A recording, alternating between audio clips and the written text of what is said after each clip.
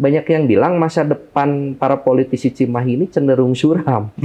Nggak pernah ada yang gol kan, dia naik level.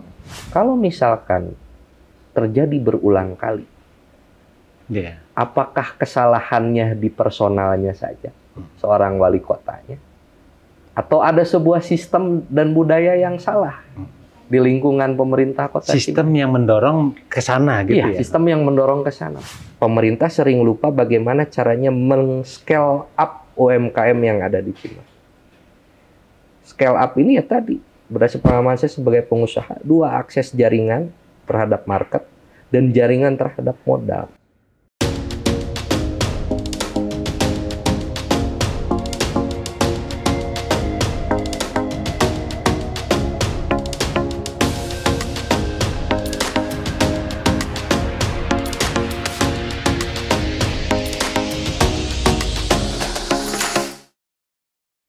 Jadi kembali lagi bersama saya Andi Rusnandi pada acara ID Talk kali ini.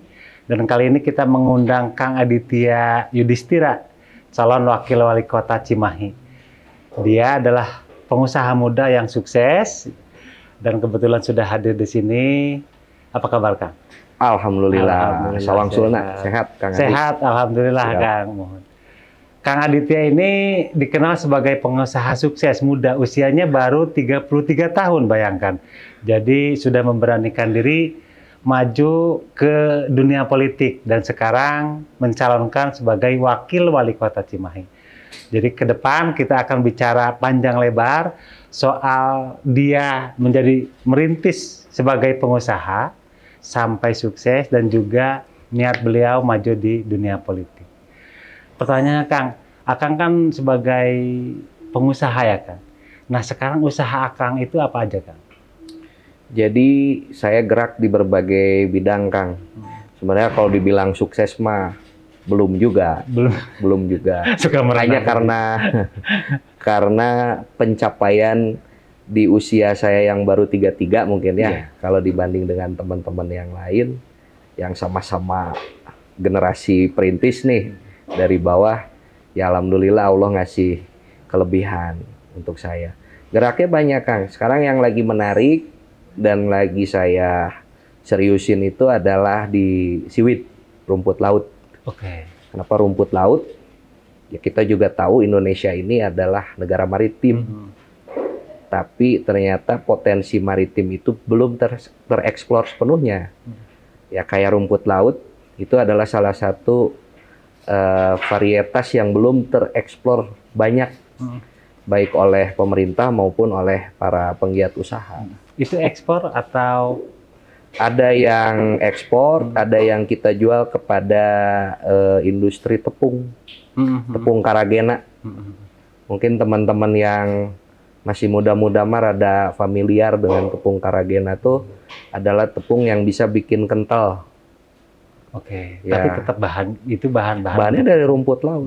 Bahan dari rumput. Ada juga yang kita ekspor itu kebanyakan untuk kosmetik, skincare gitu, banyak bahannya dari rumput laut. Oke. Itu tapi Akang bahan baku itu dari para petani juga ya? Saya budidaya, Kang. Budidaya di Cimahi? Enggak, di Cimahi mah nggak ada lautnya. Iya, kirain bisa. Enggak, jadi yang paling bisa adalah kalau kita bicara potensi maritim Jawa Barat aja lah ya, karena posisi kota Cimahi ada di Jawa Barat. Yang paling bisa kita riset itu di daerah selatan. Karena kebanyakan kalau budidaya rumput laut itu harus di laut yang tenang. Sedangkan pantai selatan Jawa Barat kan tahu ya kan ombaknya kenceng banget gitu. Selain itu, Kang, ada usaha lain? Assalamualaikum. Waalaikumsalam. Aduh, bening aya Kang Ubed. Kang Ubed. Ieu naon eta Kang Ubed? Ini sengaja kita makan sendiri. Makan sendiri. Ini ada makanan buat. Apa wae tos seret ieu teh. Itu dicobian. Ini hiji sakedap. Aya deui. Aya deui teh kene. Masya Allah. Kang Ubed. Aduh. Ya. Punten ngawagel Kang ya. Mohon. Atur nuhun ieu Kang. Nyiar-nyiar pi atoh. Aya saya aya. Punten Kang, mangga ditanya. Mohon. Kene Kang Ubed. Atos. Pilih. Atos tadi aya di dia. Mohon atau nuhun kamu bednya. Sami-sami. Kalau saya kan ada yang ngiring kampanye. Oh, Orang eta. Adi itu. Mohon. Iya. Si Mahi makin happy. Aduh, mantap. Luar biasa. Dilanjut. Kalau saya naik lowongan OB seorang di Alhamdulillah, obenya kan. Mohon. Owner bos. Mangga dikan. mangga Mohon siap. bangga. Nun Kang Ubed. Di desi. Asik. Sorry Kang. Ada Kang Ubed juga ya sebagai apa Kang? Kang Ya. Ubed ya. Ini saya tuh kan mengusung tagline kampanye tuh Cimahi makin happy kan. Iya. Kaitannya sederhana, berangkatnya dari happiness index sebetulnya. Iya. Indeks kebahagiaan warga kota Cimahi ini harus kita sentuh karena itu buat saya secara pribadi adalah hal yang sangat fundamental. Iya. Untuk membangun sebuah kota itu kita harus bicara manusianya dulu. Nah, ketika sosialisasi pun saya coba menghibur warga. Jadi tidak kaku berarti kan. Jadi ya? tidak kaku, minimal warga kahibur. Persoalan nanti milih atau tidak di November mah kan itu ada treatment lain kan yang mana masa kampanye juga belum jalan. Iya. Itu lebih kepada sosialisasi, memperkenalkan diri, siapa saya, dari mana dan lain sebagainya. Itu mungkin Kang. Iya. Oke, Kang, kita balik lagi nih Kang ya. Tadi Siap. baru sampai kepada usaha Akang apa Ya, aja. budidaya. Selain tadi budidaya rumput laut itu Ya. apa lagi Kang? Usaha. Saya juga main di sektor perikanan. Hmm. Sektor di perikanan saya main. Kalau di bisnis real, bisnis sembako juga main gitu ya. Saya punya beberapa grosir. Lalu kemudian karena saya punya jejaring teman-teman yang berpengalaman sebagai konsultan, juga saya pernah punya pengalaman memimpin perusahaan daerah BUMD berarti. BUMD di Kabupaten Bandung. Ya, saya banyak berkeliling di wilayah timur Indonesia. Yang mana di sana banyak sekali potensi-potensi yang dimiliki oleh daerah. Persoalan klasik BUMD rata-rata kan ya gitu ya, Kang juga tahu. Iya. Ya, saya coba jadi konsultan di beberapa daerah untuk pengembangan potensi di daerah yang bermitra dengan saya. Itu banyaknya di wilayah Sulawesi sama Maluku plus Nusa Tenggara. Nah, merintis ini sejak usia berapa Kang masuk ke Hari dunia nyoba-nyoba usaha mah kecil-kecilan dari saya masih sekolah, masih mahasiswa udah mulai. jualan? Ya jualan, terus bisnis jual beli mobil, Oke. bisnis rongsok pernah. Rongsokan, tapi nggak Rongsokannya tapi bukan yang hasil mulung, bukan. Iya. Saya kan agak kurius sama benda-benda yang ketika diklaim ke asuransi awalnya gitu. Kan saya dulu pernah mengklaim asuransi. Iya. Terus diganti sama unit baru.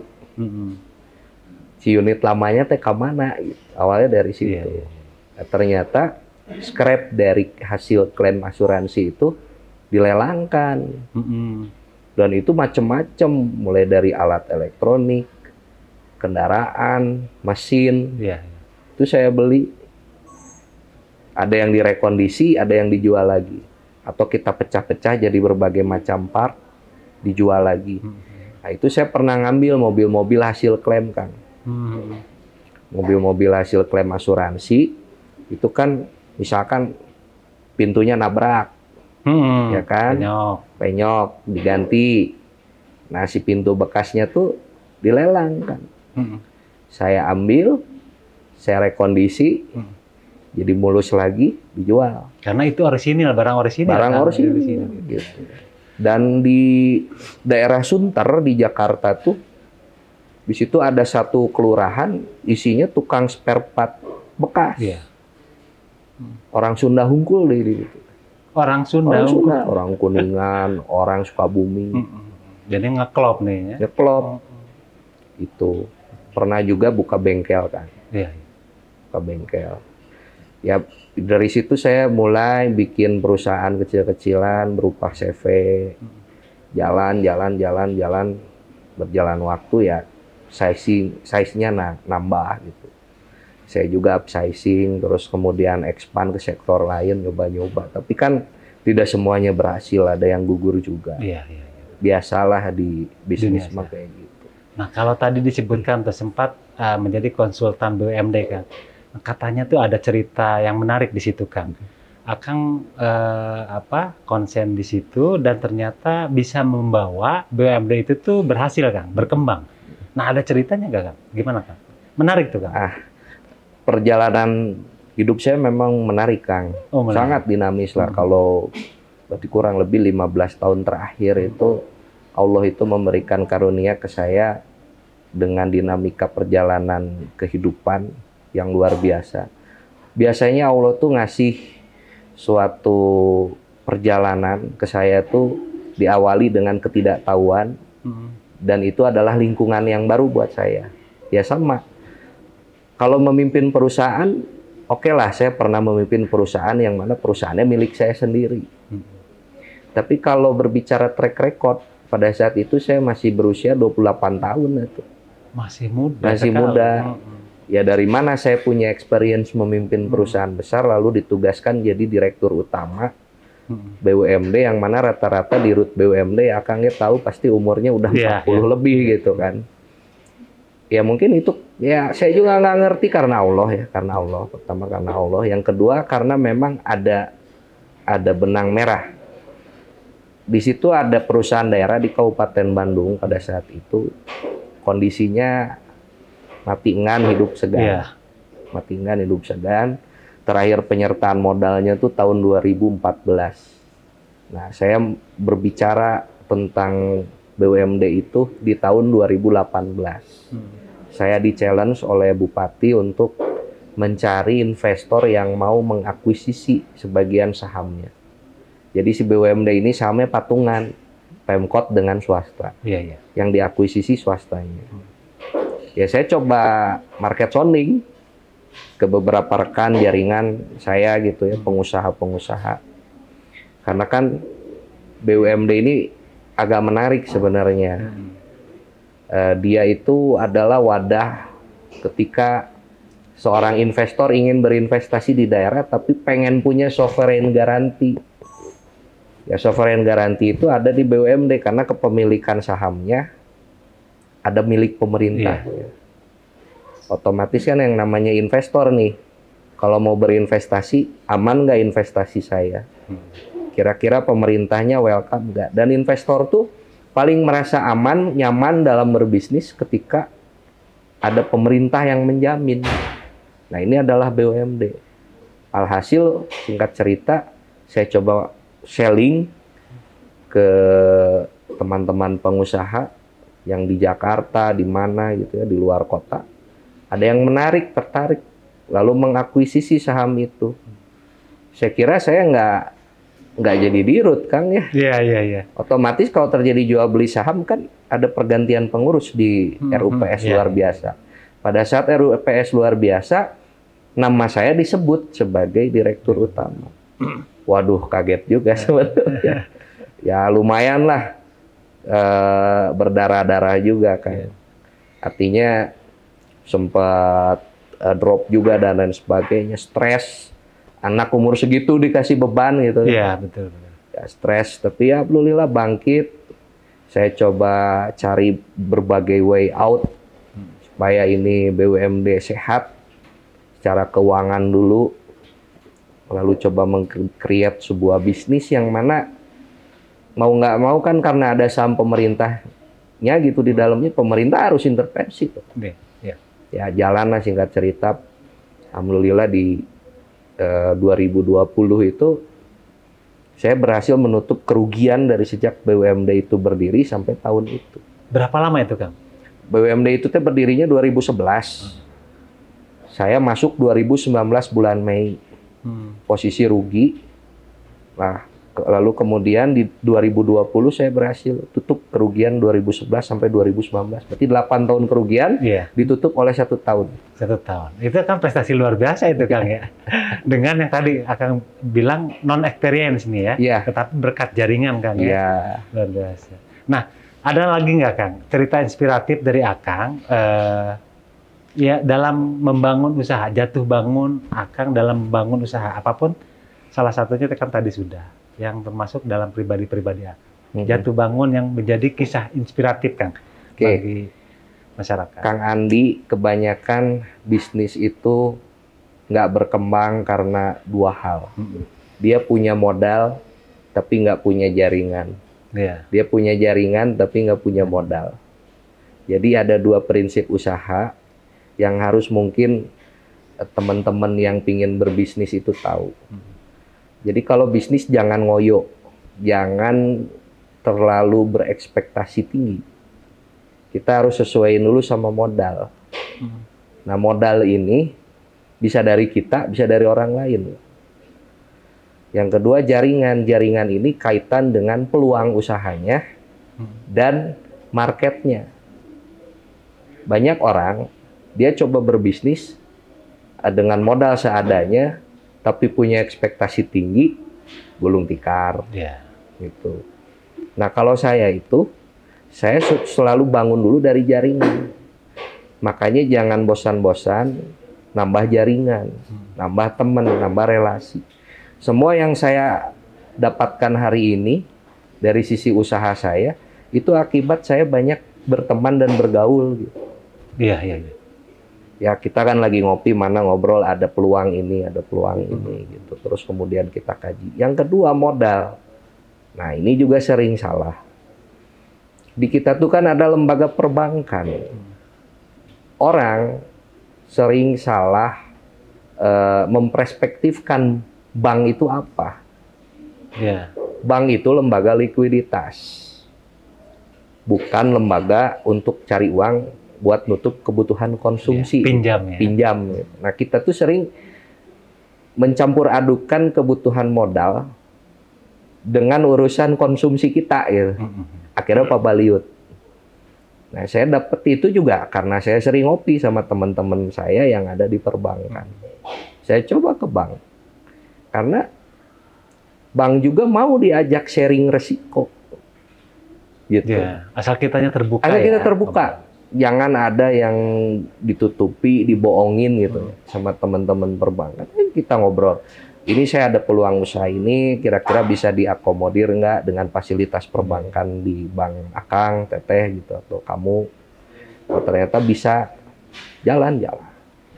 Nah, saya juga di backup oleh perbankan dulu ketika merintis dengan skemanya kredit modal kerja ya, bukan kredit investasi, bukan kredit yang sifatnya untuk konsumtif atau misalkan saya agunin rumah, nggak begitu. Terus cair itu uangnya dipakai, enggak gitu. Jadi memang niatnya adalah buat mitigasi resiko. Bisnis harus dimitigasi resikonya, Kang, dari awal. Tadi saya bilang, dari sekian banyak usaha saya, ya banyak juga yang gagal. Bukan berarti tidak dimitigasi kan? Ya, bukan berarti tidak dimitigasi, tapi ya berdasarkan perjalanan pengalaman gitu.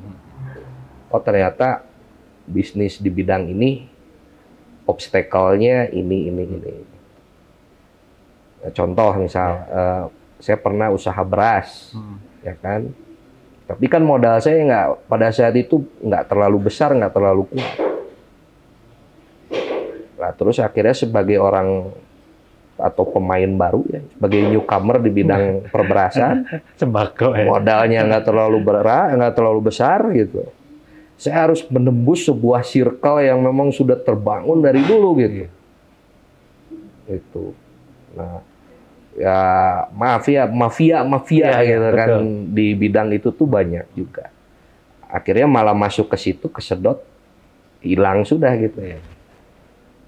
Lalu kemudian stupid cost-nya nih, saya harus sampaikan ke teman-teman nih yang nonton.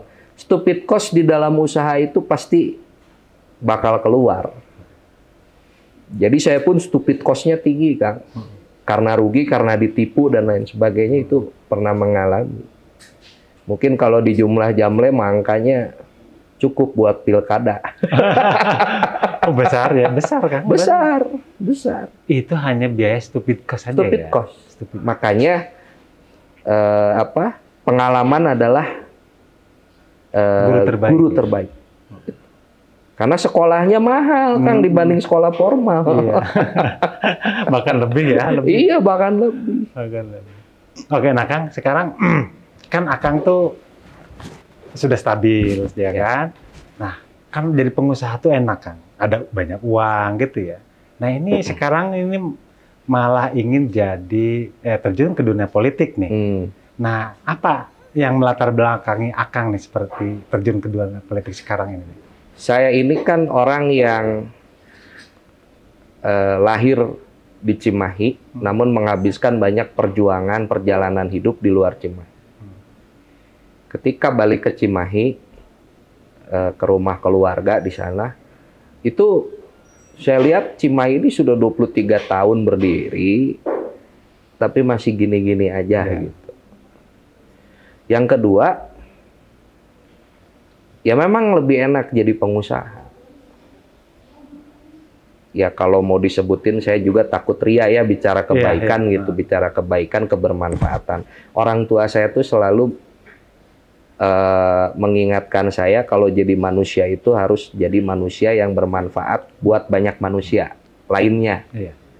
Dengan membuka usaha memang seperti itu, Kang. Berapa banyak perut manusia yang kita urus. Bukan hanya pegawainya, tapi istri dan anak-anaknya. Itu pun memang memberikan manfaat. Tapi lama-lama saya juga nggak ada upgrading gitu dari diri saya kalau hanya bergelut di bisnis aja. Ada sebuah gift yang Allah beri ke saya, yaitu Allah mengkaruniakan saya tuh persoalan kepekaan sosial gitu.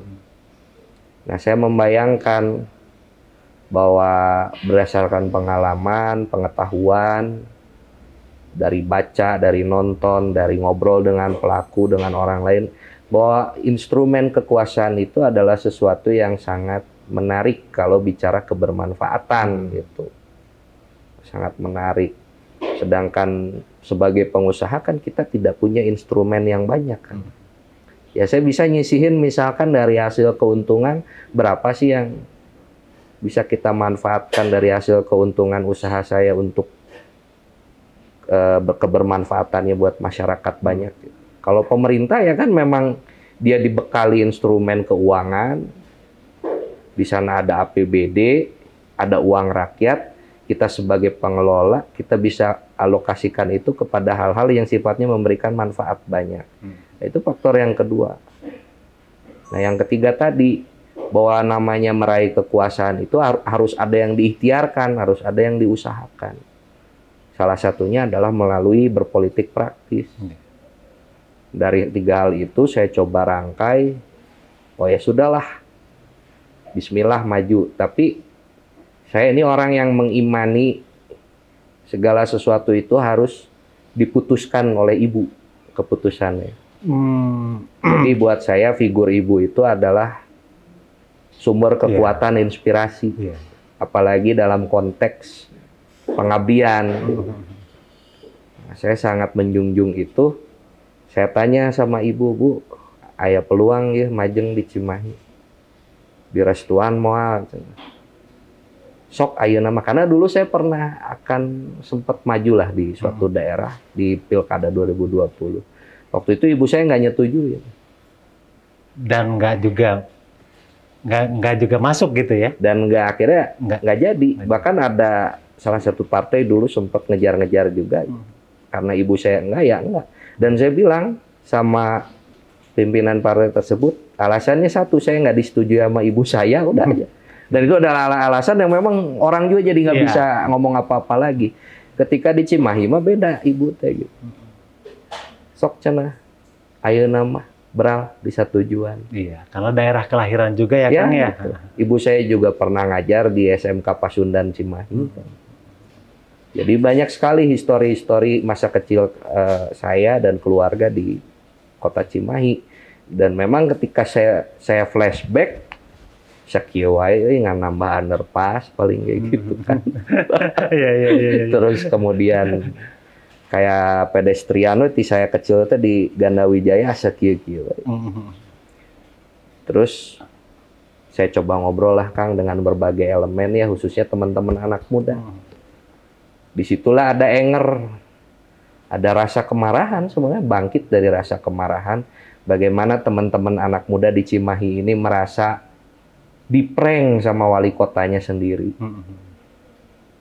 Gitu. Terus kemudian bagaimana anak-anak muda di Cimahi ini selama ini merasa memiliki sebuah krisis identitas dan tidak bangga dengan kotanya sendiri. Orang mana? Orang Bandung jawabnya. Dan fakta hari ini kalau anak-anak muda nongkrong main di Cimahi, anak Cimahinya mah nongkrong main di Bandung, di kota Bandung. Saya pernah belusukan di alun-alun Cimahi Kang malam minggu. Ditanya yang datang teh, ternyata orang Cimareme, orang Cisarua, orang Cililin. Jadi ternyata ada sebuah fenomena di mana orang KBB main ke Cimahi, orang Cimahi mainnya ke kota Bandung. Nah ini apa? Akhirnya ya dari spirit-spirit itu teman-teman juga ngobrol, saya ngobrol lintas generasi. Saya ngobrol sama anak-anak Gen Z, sharing pengalaman gitu, sharing persoalan mental health. Itu jauh lebih menarik ternyata bagi teman-teman Gen Z. Ketika kita berbicara hal-hal sederhana yang berkaitan dengan mental health. Karena mereka kan generasi yang bisa kita sebut sebagai native digital. 6-10 jam mereka habiskan dengan gawai. Terus yang kedua, mereka ini memiliki ide-ide yang sangat banyak. Pembandaraan katanya juga jauh lebih banyak, lompatan berpikirnya juga lebih jauh dibanding saya yang generasi milenial. Tapi memang mudah mengeluh dan mudah rapuh mentalnya. Mudah bosan juga. Mudah bosan. Saya rangkul dengan saya yang milenial, saya ajak juga teman-teman yang segenerasi dengan saya, yang mana generasi milenial ini adalah generasi yang driven by purpose gitu. Mereka tuh selalu ingin berkontribusi dimanapun mereka berada. Itu kalau milenial begitu. Makanya saya yang berkontribusi. Yang memungkinkan adalah di kota Cimahi. Skopnya tidak terlalu besar buat saya untuk belajar juga gitu. Dibanding kalau kita ke kota Bandung misalkan. Yang kompleksitas masalahnya besar, wilayahnya juga besar, anggarannya juga besar, masyarakatnya juga besar jumlahnya, dan sangat heterogen. Wah, yang paling make sense adalah di Cimahi. Itu kembali itu ada jiwa pengusahanya ada. Nah, rasionalitas Cimahi kan gitu. Nah, kalau berdasarkan dari kemarahan tadi ya. Nah, kira-kira kekurangan apa yang menurut Akang tuh fundamental untuk diperbaiki di Cimahi? Itu krisis identitas dulu. Jadi bagaimana bisa membangun kebanggaan warga Cimahi terhadap kotanya sendiri. Apakah bentuk infrastruktur atau sarana prasarana? Ya, apa yang bisa membuat mereka bangga dengan kotanya? Hal yang paling sederhana. Ya tadi, orang Cimahi main ke kota Bandung. Gimana sih caranya supaya orang Cimahi teh kalau nongkrong, kalau main, nggak usah dulu keluar Cimahi. Di Cimahinya harus ada. Nah, berarti kan ini kaitan dengan infrastruktur rekreasi yang ada di kota Cimahi. Sokang, di mana tempat wisata di Cimahi? Nggak ada. Yang paling sederhana karena saya sering nongkrong sama anak-anak yang segenerasi dan di bawah, soal bioskop. Dulu padahal pernah ada bioskop Rio di Cimahi. Ya. Kan dari zaman Belanda juga pernah ada bioskop di Cimahi. Nah, Cimahi sekarang nggak punya bioskop. Sangat tertinggal jauh berarti. Ya, sangat tertinggal jauh. Padahal posisi kita nempel pisan dengan kota Bandung. Nah, terus harus gimana? Dibikin dulu lah embrionya. Udah ada kan di Cimahi. Kalau Akang main, embrio rekreasinya tuh sudah pada ada. Ketika kita main ke Cimahi Utara, ya kan, misalkan main ke daerah Cipageran ke atas, itu kan masih ada sawah di sana kan, atau daerah Kolmas, ya, masih adem di situ kan. Itu jadi potensi wisata alamnya masih ada. Lalu di tengah ada Gandawijaya. Nah, ini yang bikin menarik buat saya.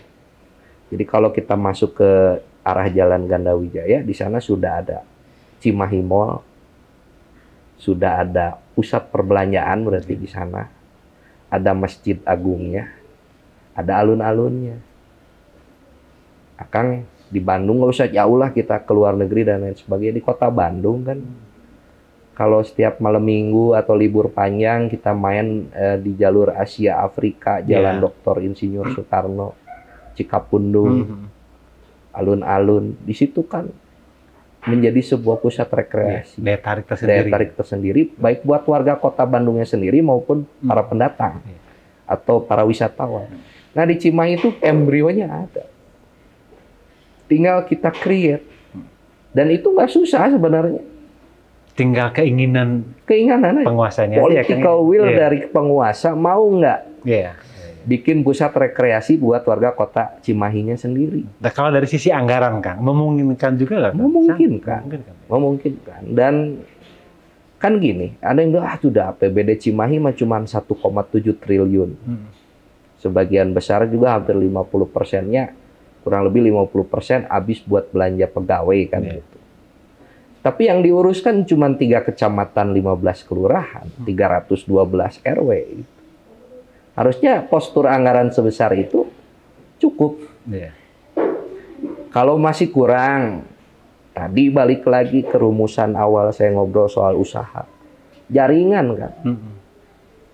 Nah, ini saya ingin mengajak nanti para ASN di Cimahi yang hebat-hebat, jago-jago, handal-handal. Yuk, kita proaktif cari sumber-sumber anggaran baru atau anggaran tambahan. Saya diusung PKB, Kang. Nah, di PKB ada Kang Acep Jamaludin. Beliau adalah pimpinan DPRD Provinsi Jawa Barat sekarang yang baru.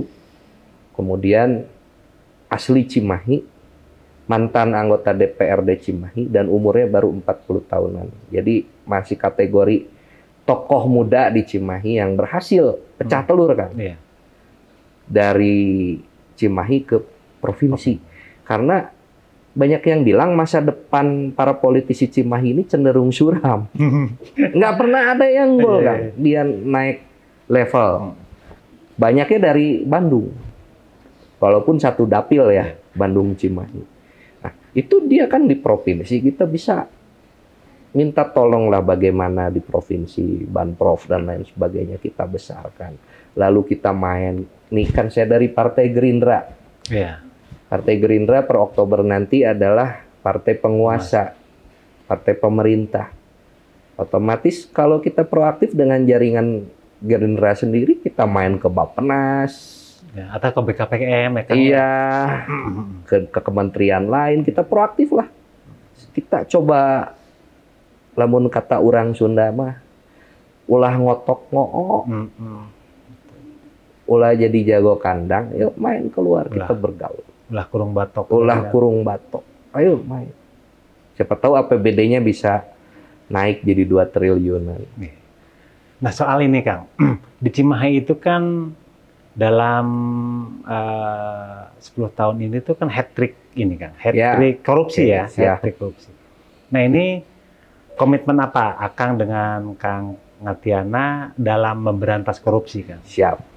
Nah, karena bahas korupsi, bangga, orang jeda lah, Kang. Bangga. Jadi gini, Kang. Masyarakat Cimahi itu merasa diprank dengan kasus yang pernah terjadi di kota Cimahi. Kalau saya kan punya pemikiran sederhana. Pemerintah kota Cimahi ini adalah sebuah organisasi besar yang terdiri dari wali kota, wakil wali kota, sekda, kepala dinas, kepala bidang, kepala seksi. Di situ ada aparat wilayah, ada camat, lurah gitu. Adalah sebuah organisasi besar yang dipimpin oleh satu orang wali kota. Saya sederhana berpikirnya begini, Kang. Kalau misalkan terjadi berulang kali, apakah kesalahannya di personalnya saja, seorang wali kotanya? Atau ada sebuah sistem dan budaya yang salah? di lingkungan pemerintah kota Sistem Cimahi. yang mendorong ke sana gitu Iya, ya. sistem yang mendorong ke sana. Mungkin sistem birokrasi mah sistem yang benernya. Dan itu kan sangat tersistematis. Birokrasi itu instrumennya sangat banyak. Bicara kepegawaian, aspek penilaiannya juga ada sakip dan lain sebagainya. Ada SIPD, Sistem Informasi Pemerintah Daerah. Terus kemudian ada sistem informasi belanjanya juga atau IPROK-nya juga. Oh, macem-macem lah toolsnya tuh. Dan semua itu saya yakin sangat bagus. Tapi apakah ada sesuatu yang salah di situ? Karena tetap sistem ya tinggal sistem. Ketika orang-orangnya tidak mau menggunakan sistem itu atau mengakali sebuah sistem, disitulah peluang sebuah korupsi terjadi. Saya sedang menganalisa ini, Kang. Kebetulan juga saya nggak punya irisan dengan pemerintah kota Cimahi. Artinya belum pernah ada sebuah interaksi dengan rekan-rekan di Pemkot Cimahi. Nah, akhirnya kita timbang-timbang elektoral juga dong dalam milih pasangan. Saya memilih Pangatiana. Kenapa Pangatiana? Dan saya nggak ngebuat-buat. Yang saya kenal Pangatiana ini adalah satu-satunya mantan wakil wali kota, PLT wali kota, mantan wali kota 70 hari. Berarti lah anggap mantan wali kota yang selamat, satu itu. Dia husnul khotimah. Yang kedua, secara pribadi membumi, Kang. Saya mungkin kalau teman-teman media ingin mengeksplor, silakan main ke rumah Pangatiana di Cipageran. Saya baru nemu mantan wali kota yang rumahnya hanya 110 meter persegi luasnya. Dan itu setingkat letkol kan? Letkol. Dia letnan kolonel, mantan wali kota, rumahnya seperti itu. Terus kemudian kendaraannya, Panther Touring. Ya artinya sangat sederhana untuk ukur. Ada Fortuner adalah bekas kendaraan dinas beliau kan, ngedam gitu ya, ngedem bekas kendaraan dinas. Jadi ya saya lihat di figur yang lurus. Lalu kemudian yang kedua faktor elektoral. Dari berbagai survei yang dilakukan, ketika saya dipasangkan dengan beliau itu menjadi 1+1. Artinya ini ada sebuah kekuatan elektoral. Dan Cimahi ini ingat adalah kota militer. Ya kan? Ada banyak sekali instansi TNI di Cimahi. Otomatis juga pasti di situ ada yang disebut KBT, Keluarga Besar TNI. Yang mana memang TNI nama tidak punya hak suara, tapi keluarganya. Para pensiunannya, purnawirawan, Pepabri, veteran, Warakauri, saya yakin mereka punya jiwa korsa, Kang. Karena saya juga keluarga besar TNI. Punya jiwa korsa, ya saya yakin akan memilih Pangatiana yang memiliki background sebagai militer. Nah, dengan pertimbangan itu akhirnya saya berpasangan. Terutama adalah poin kesederhanaan. Ini kan berkaitan nantinya dengan masalah integritas.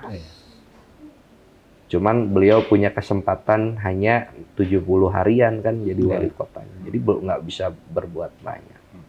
Jadi itu, Kang. Ada apa pertanyaannya kok bisa sampai berkali-kali? Ya itu pertanyaan saya orangnya gampang kurius, Kang. Jangan-jangan ada yang salah. Jangan-jangan bukan wali kotanya yang salah. Berarti ketika Kang dalam nanti, jika terpilih nanti, akan membereskan apa dulu nih, Kang? Kita lihat dulu kondisi di internal birokrasi Cimahi ini seperti apa. Sedikit tidak Pangatiana punya pengalaman 5 tahun memimpin para ASN di Cimahi. Ya tentu beberapa catatan plus dan minus pasti ada. Yang kedua membangun integritas ya. Integritas ini kan ya gini. Kejadian mantan wali kota Cimahi yang akhirnya berujung kepada tahanan atau jeruji besi itu kan kaitan dengan suap dan anggaran. Ya memang hampir semua daerah juga di Indonesia kebanyakan persoalan kepala daerah adalah itu. Yang terjadi adalah ketika anggaran yang kecil kemudian diiris-iris ya jadi seperti itu. Dampaknya adalah ke masyarakat, kan. Dampaknya adalah ke masyarakat. Sehingga outcome yang dihasilkan menjadi tidak maksimal dan tidak optimal. karena banyak dipotong di jalan, gitu. Ya mungkin itulah yang menyebabkan kota Cimahi kenapa seperti tidak progresif. Walaupun Cimahi berkembang, secara angka-angka naik. Tapi kan kalau bicara angka-angka, kita nggak bisa percaya sama angka-angka yang di atas kertas aja. Lihat di lapangan. Ketika ada ketidaksempurnaan dalam pembangunan gedung pemerintah, itu saya sering lihat gitu. Udah beda tuh kan kalau lihat ini yang rapi, betul. Ya kan, karena nggak dicuri. Terus kemudian dengan yang dikurangan pasti papareholan dan gitu. Pasti. Dan itu saya temui banyak sekali. Nah, artinya akan melihat nggak bahwa di Cimahi itu sudah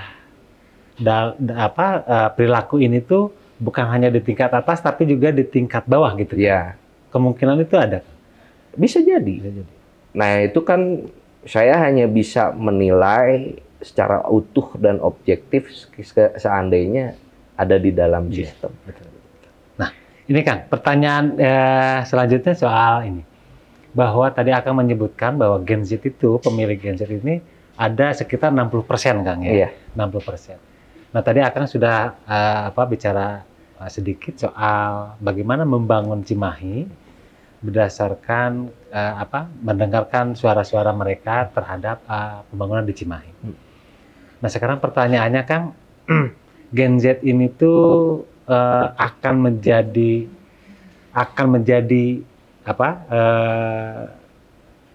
kalau terpilih nanti itu akan bawa kemana? Apakah akan dilibatkan, gitu kan, dalam setiap pembangunan ini, atau memang akan seperti apa nih, Kang? Nah, Kang, milenial ditambah Gen Z, berarti yang lahir tahun 80 sampai 96 kan milenial. 96 ke atas adalah Gen Z. Kemudian ada generasi Alpha, tapi kan masih anak-anak. Nah, bobotnya tinggi di Cimahi. Jadi total DPT itu sampai kurang lebih 60% sampai hampir 70% adalah itu.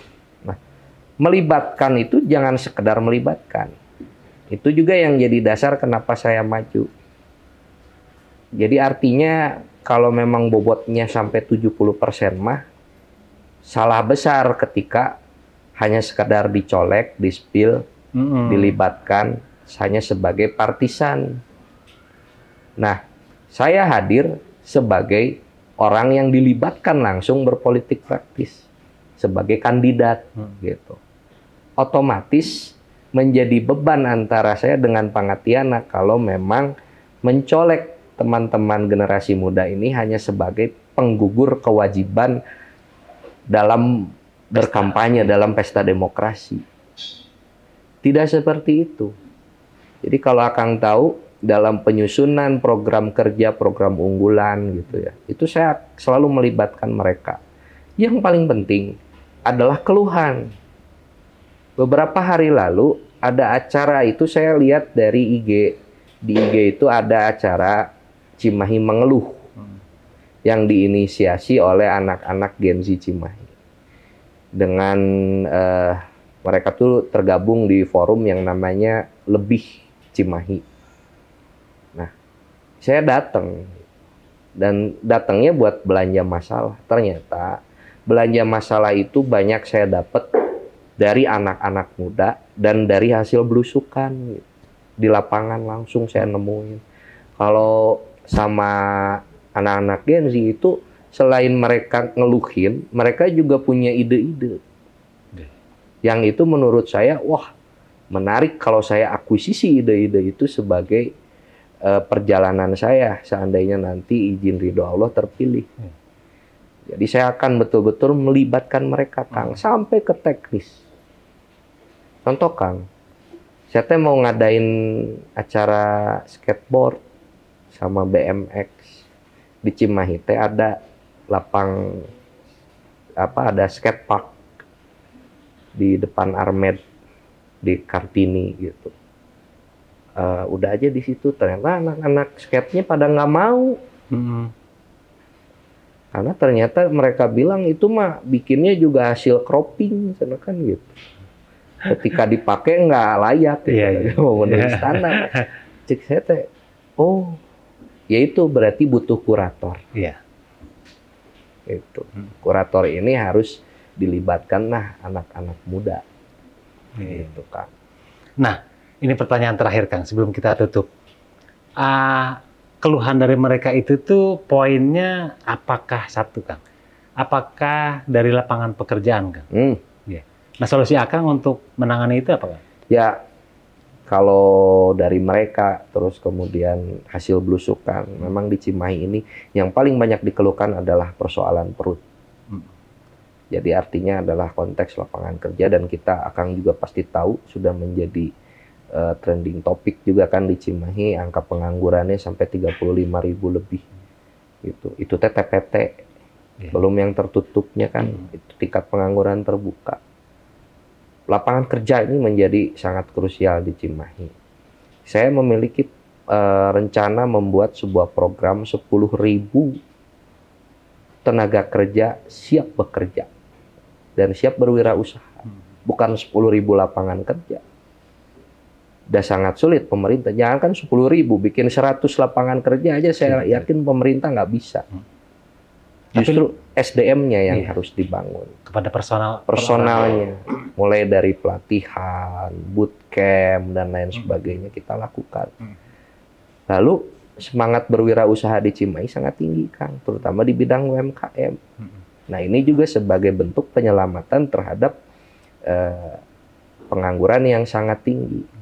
UMKM di Cimahi itu banyak pisan, tapi kurang tersentuh, dan pemerintah sering lupa bagaimana caranya men-scale up UMKM yang ada di Cimahi. Scale up ini ya tadi, berdasarkan pengalaman saya sebagai pengusaha, 2, akses jaringan terhadap market dan jaringan terhadap modal. Sama, modelnya bisa dengan bootcamp, pitching day. Di Amerika ada yang namanya program Shark, di mana si para pelaku UMKM ini diinisiasi oleh pemerintah, dipertemukan dengan investor.